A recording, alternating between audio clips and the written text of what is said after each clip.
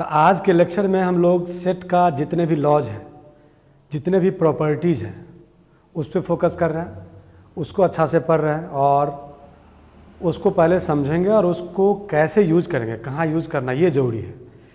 तो हम लोग अगर ये यूज करना आ गया तो सेट थ्योरी का आधा पार्ट आपको आ गया। तो हम लोग इसको देखते हैं आज। तो स्टार्ट करते हैं हम लोग लॉज से, लॉज ऑफ सेट्स। तो उसी को लिखा है laws of algebra of sets. तो पहला देखिए, अब नाम सब जितने भी आइडेम्पोटेंट लॉ, आइडेंटिटी लॉ या फिर commutative law, associative law, distributive law, तो ये सब ठीक है। आप नाम याद रहे न रहे, याद के साथ, नाम के साथ याद रहता तो बहुत अच्छी बात है, लेकिन ये आउटपुट आपको याद रहना चाहिए, क्योंकि ऑब्जेक्टिव में इसका बहुत ज़्यादा यूज है। तब देखिए, यहाँ से अगर फर्स्ट लॉ की बात करें जो आइडेम्पोटेंट लॉ के नाम से जाना जाता है, ए यूनियन ए। अब ए का साथ, ए के साथ ऑपरेशन करोगे, कौन सा ऑपरेशन? यूनियन। तो ऑपरेशन ऑफ सेट्स हम लोग पढ़े, यूनियन एंड इंटरसेक्शन या फिर डिफरेंस ऑफ सेट्स, तो वो सब हम लोग देख रहे हैं अभी। तो ए ऑपरेशन, ए के साथ यूनियन ऑपरेशन है तो क्या होगा? यूनियन ही देगा। सिंपल सी बात है कि ए और ए मतलब ए। अब यहाँ देखिए सेकंड में A intersection A, A and ए है। और का मतलब सब कोई जानते हैं, और ऑपरेशन का मतलब यूनियन एंड ऑपरेशन का मतलब क्या? इंटरसेक्शन। तो मैं यहाँ पे ये कहना चाह रहा हूँ, ए एंड ए यानी ए और ए का कॉमन पार्ट क्या होगा? ए होगा। इसमें कुछ कहने की ज़्यादा ज़रूरत नहीं है। अगर आप चाहिएगा तो कहिएगा हाँ sir universal set, Venn diagram ले लेते हैं। ए आप लीजिए, तो ए अगर ये आपका है तो ए के साथ आप चाहे ए का यूनियन कीजिए या ए के साथ ए का इंटरसेक्शन लीजिए, दोनों का कॉमन भी वही है, और भी लीजिएगा तो वही आएगा। सिंपल। अब आइडेंटिटी लॉ के बारे में जानिए। ये था आपका आइडेम्पोटेंट लॉ। अब आते हैं हम आइडेंटिटी लॉ। अब देखिए, ए यूनियन आपका क्या है? फाई, यानी ए और नथिंग, तो क्या देगा? ए देगा। यूनियन है यहाँ पे। A intersection phi, A and phi का कॉमन पार्ट, ए और फाई का कॉमन पार्ट, यानी ए सेट है जिसमें बहुत सारे एलिमेंट होगा। फाई का मतलब जिसके पास कोई सेट में एलिमेंट नहीं है, उस सेट में कोई एलिमेंट नहीं है, तो दोनों का कॉमन क्या होगा? फाई, जो कोई भी एलिमेंट नहीं होगा। अब देखिए, ए यूनियन यूनिवर्सल सेट। तो ए के साथ मैं इसी वेन डायग्राम में आता हूँ कि ए आप यहाँ है, यूनिवर्सल सेट पूरा है, आप देख रहे हो कि ये सब है क्या है? Universal set. तो उसके साथ अगर यूनिवर्सल सेट के साथ किसी सेट का यूनियन करो तो यूनिवर्सल सेट ही देगा। अगर ए के साथ इंटरसेक्शन करोगे किसका? यूनिवर्सल सेट का, तो मैं कहता कि अगर ये आपका यूनियन है और ये आपका ए है, तो दोनों का कॉमन रीजन क्या होगा? ये पार्ट होगा, क्योंकि यूनिवर्सल सेट ये सब भी है, लेकिन ये ए जो आपका होगा वो ए में भी है, यूनिवर्सल सेट का तो है ही सब सेट। तो इसका मतलब यहाँ पे ए के साथ या किसी सेट के साथ अगर इंटरसेक्शन लेंगे आप किसका? यूनिवर्सल सेट का, तो वही सेट देगा। और किसी सेट के साथ अगर यूनियन लीजिएगा तो आपका ये यूनिवर्सल सेट का यूनियन लीजिएगा तो यूनिवर्सल सेट देगा, और किसी सेट के साथ अगर इंटरसेक्शन लीजिएगा यूनिवर्सल सेट का तो वही सेट देगा। तो बहुत क्लियर है, ये चारों आपका आइडेंटिटी लॉ के नाम से जाना जाता है। तो बहुत क्लियर हो गया होगा ये सब। अब आते हैं next, commutative law. Commutative law क्या है? देखिए, जब दो का ऑपरेशन, दो सेट का ऑपरेशन जब भी आप करते हो और दोनों ऑपरेशन या भी फर्स्ट का सेकंड के साथ और या सेकंड का ऑपरेशन फर्स्ट के साथ, तो कोई फर्क नहीं पड़ता पहले आप किसको लिया अब बाद में किसको लिया, ये मैटर नहीं करता। तो ये जो ऐसे ऑपरेशन जो होता है उसको बोलते हैं हम लोग, और जब इक्वल होगा उसको बोलते हैं कम्यूटेटिव लॉ। कम्यूटेटिव का मतलब उल्टा पुल्टा, एक के साथ दूसरा और दूसरे के साथ पहला का ऑपरेशन इक्वल देगा, कोई फर्क नहीं पड़ेगा, तो इसका मतलब क्या? वो कम्यूटेटिव को फॉलो कर रहा है। तो यहाँ देखिए, ए है और बी है, कोई दो सेट है। मैं वेन डायग्राम से पहले आता हूँ। मान लिए ये आपका यूनिवर्सल सेट है, ये आपका ए है और ये आपका बी है। मैंने ये लिया, ये बी लिया। तो ए यूनियन बी का मतलब क्या? या तो ओनली ए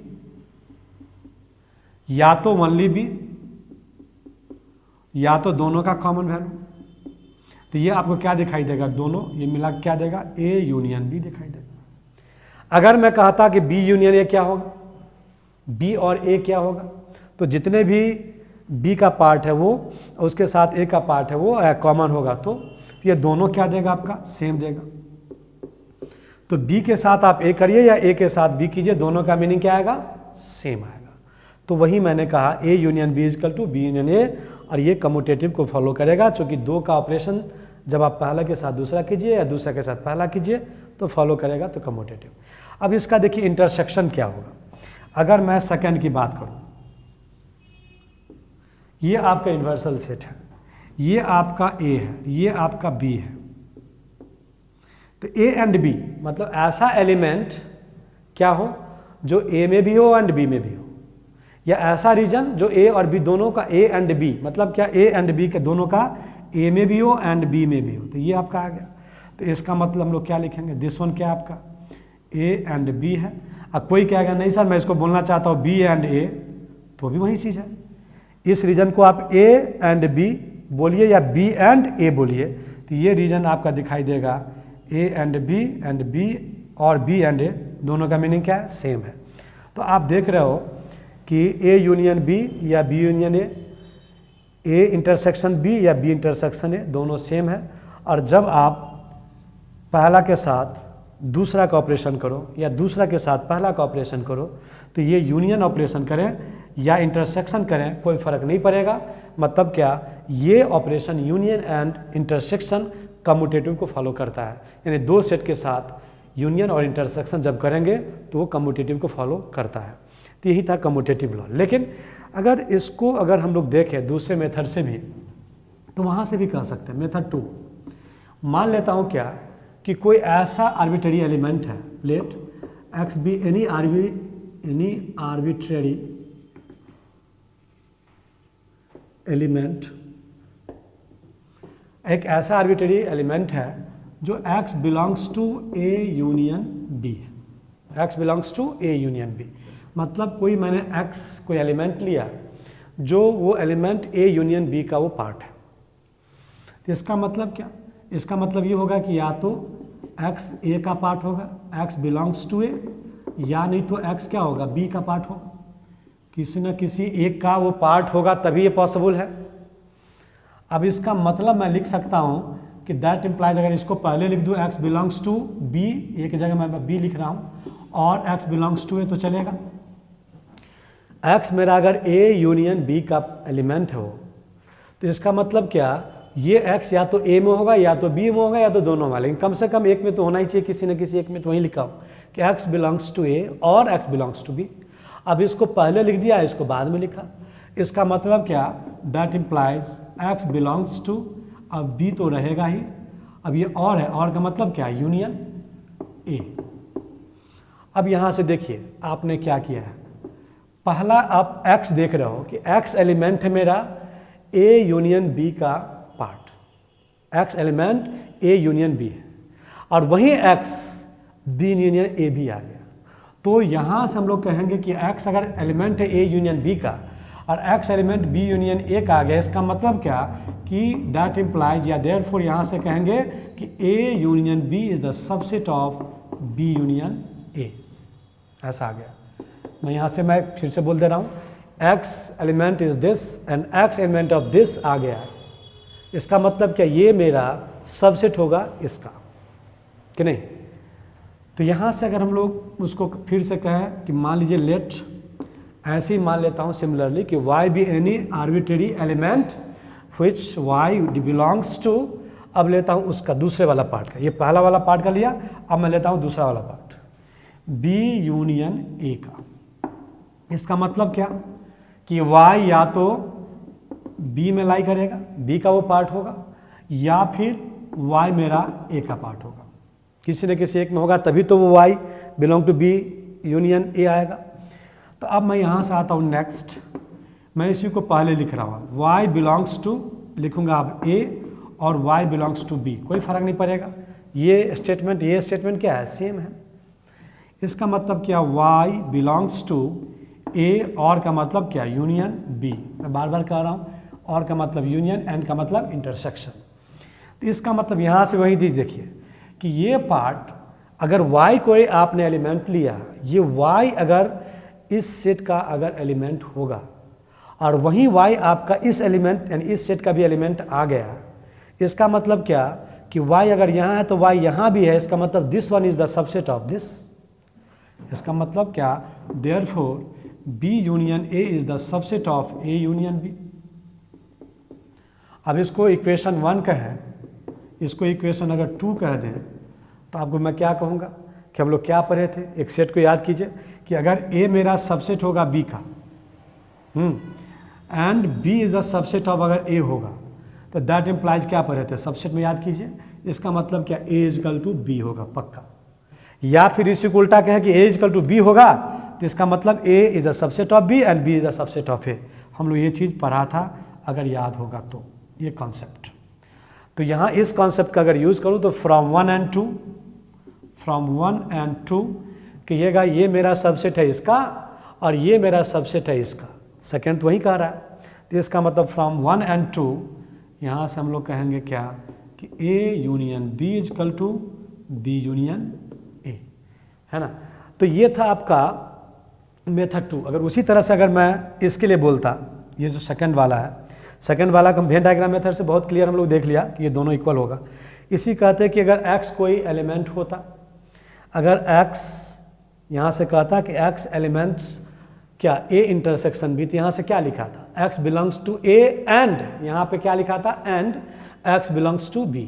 तो यहाँ पे x belongs to B and x belongs to A, तो यहाँ से आता x बिलोंग्स टू क्या B इंटरसेक्शन A, तो यहाँ से ये आता। सिमिलरली हम लोग यहाँ से फिर इसका मतलब क्या कहते कि मेरा सबसेट इसका हो गया। फिर वैसे y belongs to B intersection यहाँ पे आता, तो यानी क्या यहाँ पे एंड आता तो इसका मतलब ये पहले लेते ये बाद में लेते, एंड का मतलब यहाँ इंटरसेक्शन आ जाता, यानी कि this is the subset of this. और वहाँ से भी हम लोग कहते हैं कि सेम चीज़, जहाँ जहाँ आपका और है वहाँ क्या आता, एंड आता और इंटरसेक्शन आता। तो सिमिलरली हम लोग मेथड 2 इसके लिए भी कर सकते हैं, लेकिन ये जितना इम्पोर्टेंट है इसका प्रूफ करना, अब उससे ज़्यादा इम्पोर्टेंट मैं बोलूँगा कि इसको दिमाग में रखिए कि हाँ कोई भी अगर 2 सेट है तो आप पहले के साथ दूसरा कर रहे हैं या दूसरे के साथ पहला कर रहे हैं, कोई प्रॉब्लम नहीं है, आराम से आपका सही आंसर आएगा। तो हम लोग आते हैं next, associative law and distributive law. ये बहुत इंपॉर्टेंट है, ध्यान से सुनना। अब कम्यूटेटिव 2 के लिए होता है, एसोसिएटिव कितने के लिए होता है, 3 के लिए होता है। मतलब क्या कहता, अगर कहीं अगर कोई लिखा हुआ है, सपोज कीजिए A union B union C, अगर इस तरह से लिखा रहता तो आपको लगता कि सर कहीं ब्रैकेट दिया ही नहीं था, पहले कहाँ से स्टार्ट कर दे।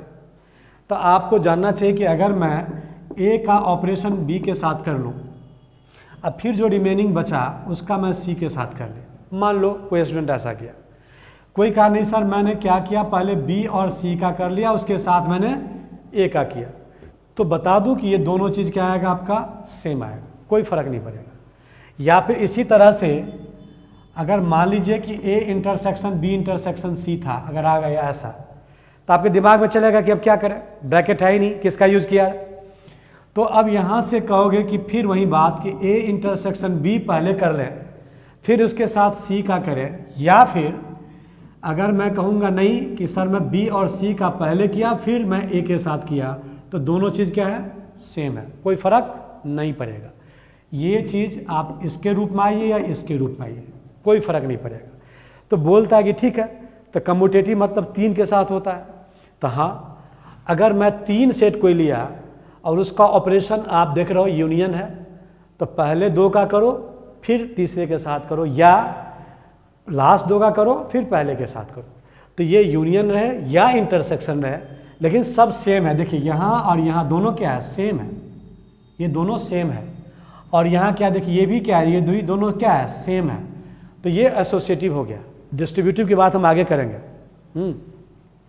तो अब इसको अगर हम लोग वेन डायग्राम से समझें कि अगर मैं कहा था पहले यूनिवर्सल सेट अगर मैं ले लिया, ये A यूनियन B की बात कर रहा है, तो मैं पहले A लिया फिर मैंने B लिया, तब ये कहीं C और B है, तो A यूनियन B अगर करोगे तो ये पूरा आएगा आपका, है ना। अगर C भी है सपोज कीजिए, तो A यूनियन B के साथ ऑपरेशन किया, उसके साथ जो रिजल्टेंट आएगा फिर C के साथ किया, है ना। आप ऐसा कहोगे। कोई कहेगा नहीं सर B यूनियन C पहले किया फिर A के साथ किया, तो भी आपका यही आएगा, सेम आएगा। यानी ये जो ऑपरेशन दिख रहा होगा A union B union C, चाहे आप पहले इसका करो या फिर पहले इसका करो, कोई फर्क नहीं पड़ेगा, सेम आएगा वेन डायग्राम से।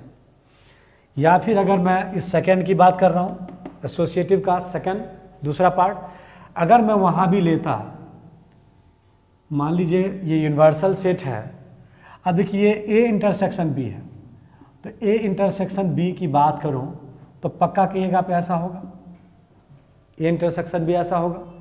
अब उसके साथ अगर आप सी लिया, तो अगर सपोज करो कि मैंने ये लिया, तो ए इंटरसेक्शन बी और फिर उसके साथ इंटरसेक्शन सी, तो पक्का आप कहिएगा कि सर ये तीनों का कॉमन आएगा। अब ये जो दिखाई देगा आपका A intersection B intersection C, ये चीज़ दिखाई दे रहा है, माने ए के साथ बी का ऑपरेशन करके अब फिर इसका साथ तीन का सी के साथ लीजिए, मतलब क्या ए बी सी का तीनों का क्या कॉमन, वो ऐसा एलिमेंट जो ए में भी हो, बी में भी हो और सी में भी हो। यहाँ था ऐसा एलिमेंट जो ए में हो या फिर बी में हो या फिर सी में हो, किसी एक में हो तो चलेगा, तो लेना होगा।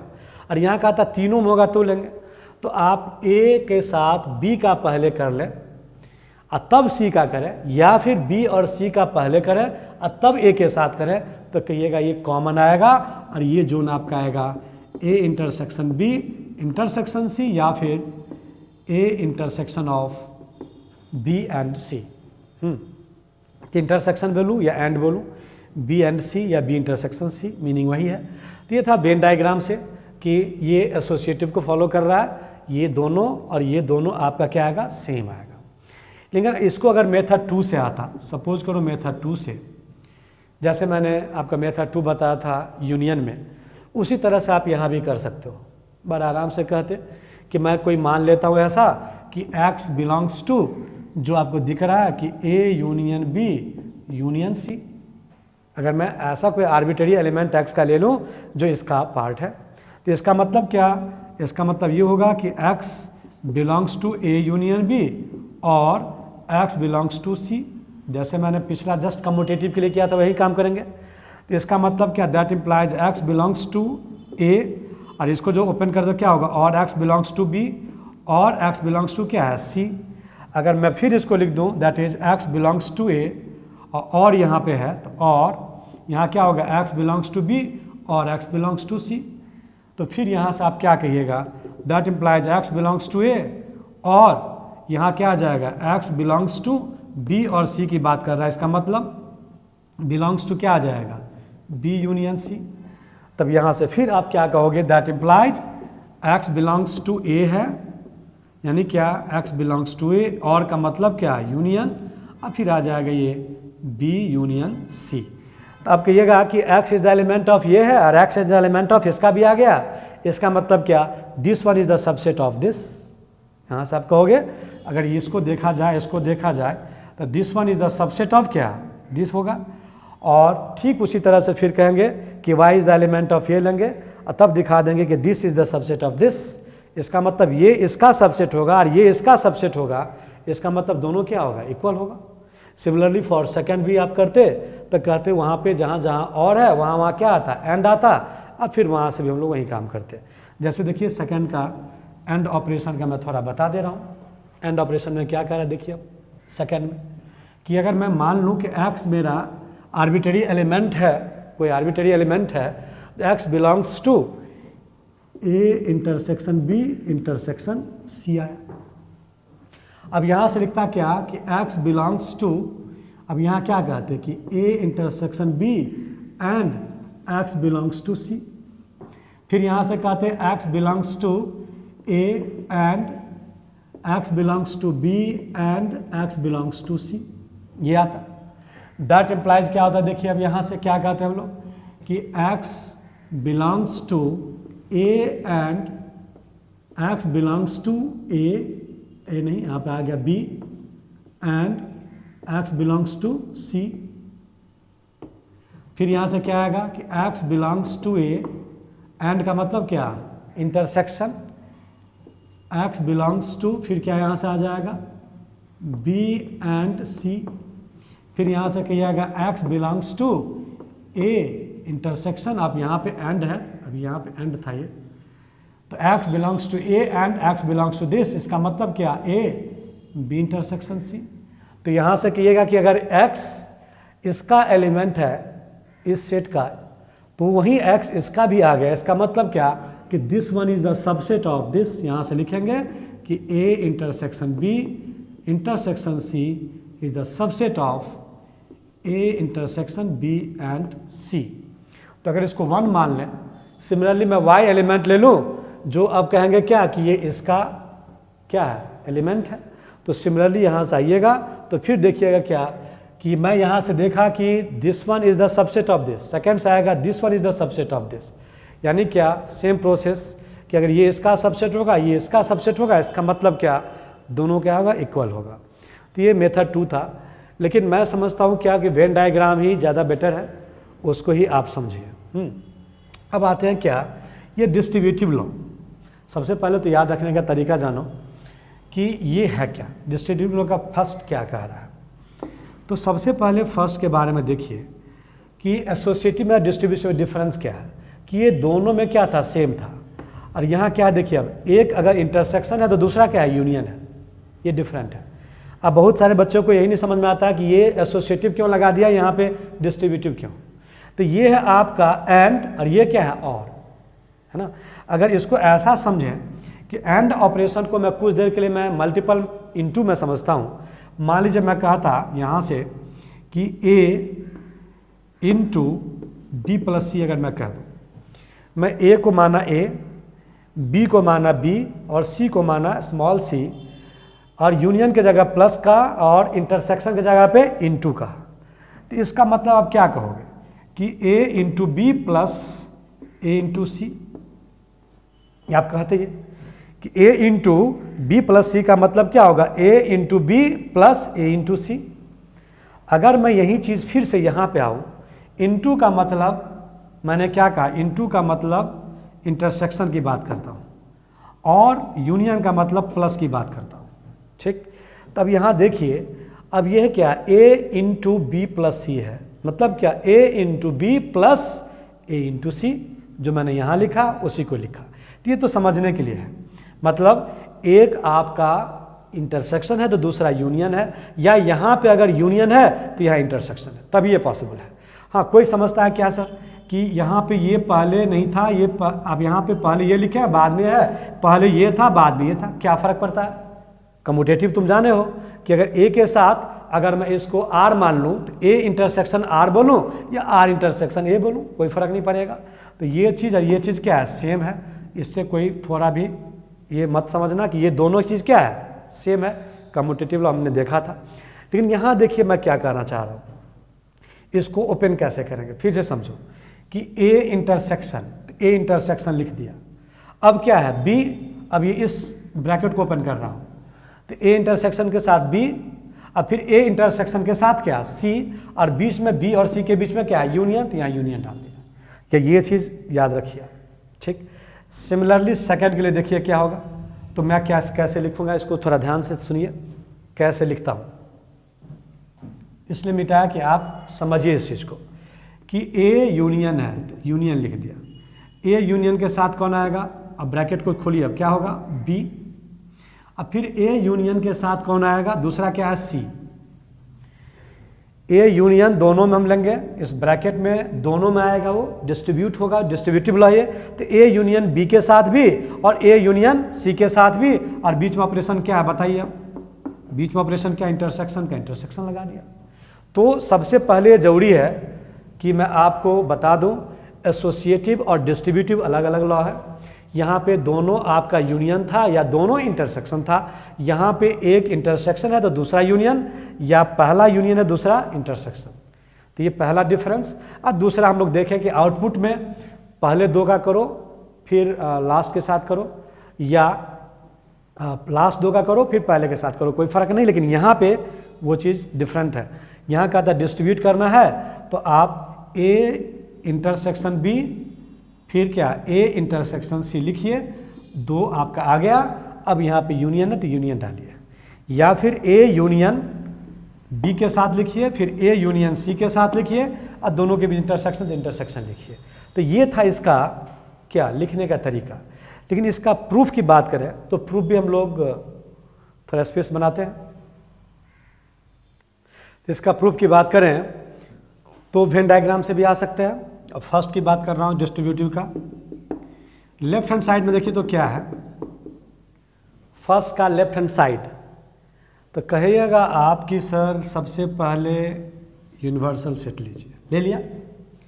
फिर ले रहा हूँ क्या, ए बी एंड सी। तो ये ए लिया, ये बी ले लिया और ये सी लिया, ए बी सी। अब क्या कर देखिए, बी यूनियन सी।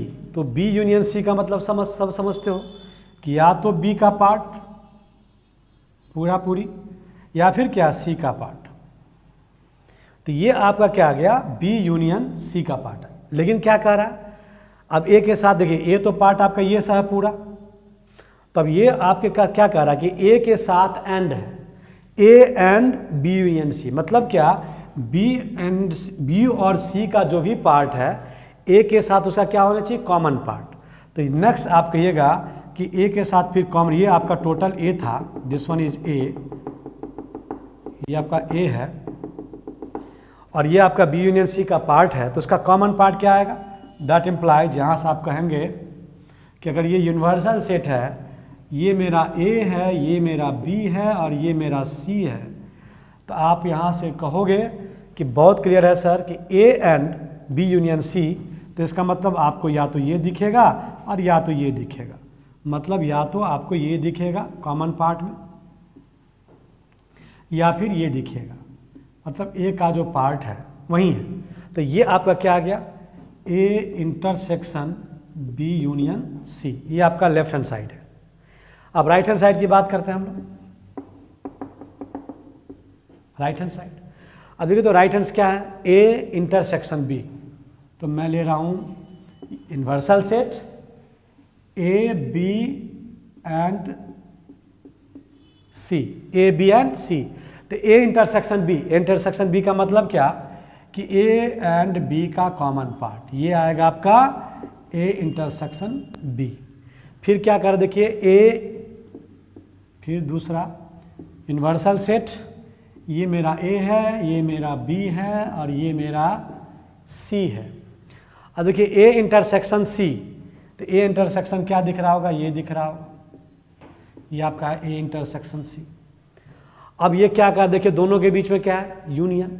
मतलब इसका और इसका क्या निकालना है, यूनियन। अगर मैं यहाँ पे यूनियन कर दूँ तो दोनों का कॉमन पार्ट की, अब यहाँ बात नहीं कर रहा है, यहाँ पे कर रहा है दिस और दिस की बात कर रहा है, यानी वो रीजन या तो इसका रीजन हो या तो इसका रीजन हो। तो अब क्या कहिएगा यहाँ से कि कोई बात नहीं, यहाँ से हम लोग यूनिवर्सल सेट ले लिया, ये आपका ए है, ये आपका बी है और ये आपका सी है। तब यहाँ से क्या कहेंगे कि हाँ सर ये तो ये रीजन भी होता यहाँ से फर्स्ट से, और इसका ये आपका ये रीजन भी होता सेकेंड से। इसका मतलब क्या कि मैं देख रहा हूँ यहाँ से कि ए इंटरसेक्शन बी, अब फिर आप ए इंटरसेक्शन सी निकालते हैं, उसका यूनियन लेते हैं, तो दोनों का मीनिंग क्या है, सेम है। तो वेन डायग्राम से बहुत क्लियर है कि ये रीजन और ये रीजन दोनों क्या है, सेम है। तो फ्रॉम अगर यहाँ से देखें तो दोनों अगर इक्वल है तो यहाँ से कह सकते हैं कि डिस्ट्रीब्यूटिव लॉ से बहुत आप आराम से देख रहे हो कि लेफ्ट इजकल टू क्या होगा, राइट होगा, दोनों सेम है। यानी कि वो एलिमेंट जो यहाँ पे दिखाई देगा लेफ्ट में, वही चीज़ राइट में भी, जो आपका राइट पोर्शन है वो एलिमेंट सेम रीजन को कवर करेगा। इसका मेथड 2 की बात करें तो मेथड 2 जैसे हम लोग एसोसिएटिव या कम्यूटेटिव का किया था, एक्स बिलोंग्स टू, तो ऐसे ले लेना कि लेफ्ट में कि एक्स बिलोंग्स टू दिस, अब फिर वहाँ से जहाँ पे एंड है, मैंने जहाँ पे इंटरसेक्शन एंड लेना, जहाँ पे यूनियन है और लेना, लेके बनाना। तो कहोगे क्या कि ठीक है ये सबसेट इसका आ गया, ये सबसेट इसका आ गया, तो this one equal to this हो गया। तो उस तरह से भी हम आप प्रूफ कर सकते हैं। सिमिलरली सेकंड की बात करें तो सेकंड के बड़ा आराम से कर सकते हो। देखिए सेकंड का भी डिस्ट्रीब्यूटिव लॉ का Venn diagram, left hand side क्या कह रहा है, सिमिलरली अगर कहें लेफ्ट हैंड साइड आपका क्या कह रहा है, A union B intersection C. यहाँ पे यूनिवर्सल सेट लिया, ये आपका ए है, ये आपका बी है, ये आपका सी है। तो बी इंटरसेक्शन सी का मतलब ये हुआ कि ये पार्ट, बी इंटरसेक्शन सी है तो ये पार्ट आ गया,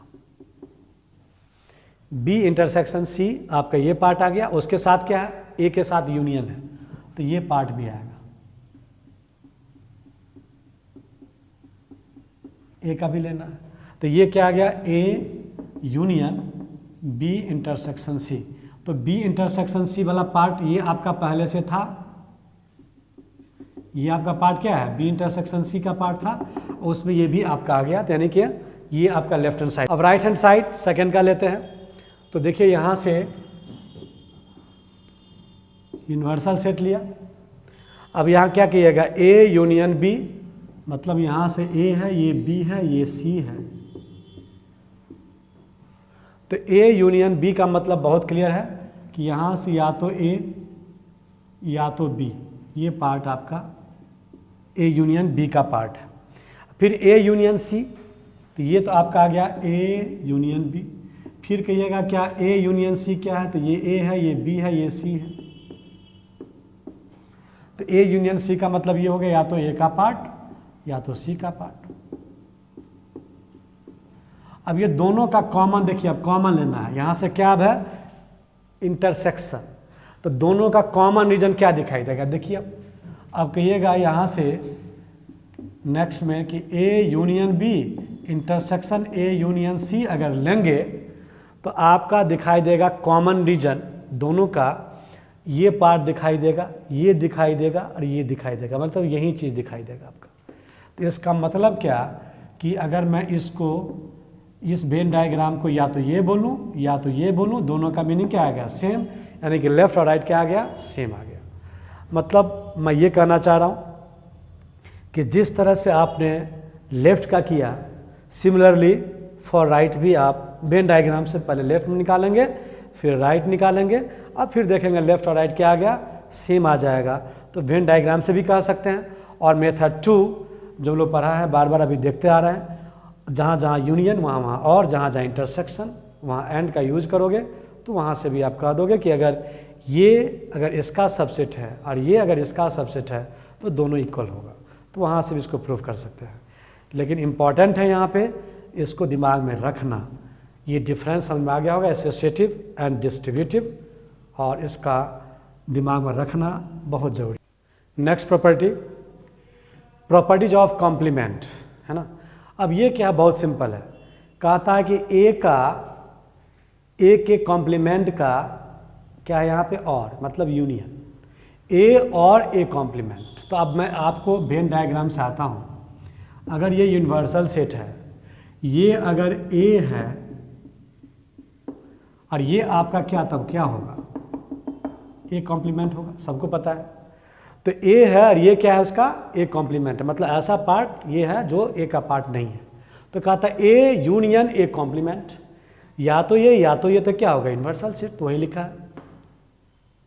तो A union A dash universal set, और A and A dash, A and not A, A and not A, मतलब क्या, ए और एंड इसका दोनों का कॉमन पार्ट क्या होगा, क्या, तो ये जहाँ भी आया इसका मतलब कॉमन पार्ट, ये जहाँ भी आया मतलब कोई दोनों में से एक चलेगा। तो कॉमन पार्ट यहाँ कुछ नहीं होगा, इसका मतलब क्या होगा, phi, A and not A का मतलब फाई।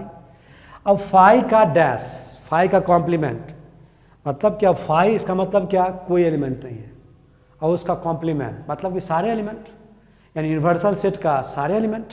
तो यानी फाई डैश का मतलब यू, और यू डैश का मतलब फाई, फाई डैश मतलब यू, यू डैश का मतलब फाई, यानी क्या, ये कॉम्प्लीमेंट था, प्रॉपर्टीज ऑफ कॉम्प्लीमेंट, ये याद रखा जा सकता है आराम से। अब प्रॉपर्टीज ऑफ डबल कॉम्प्लीमेंट है।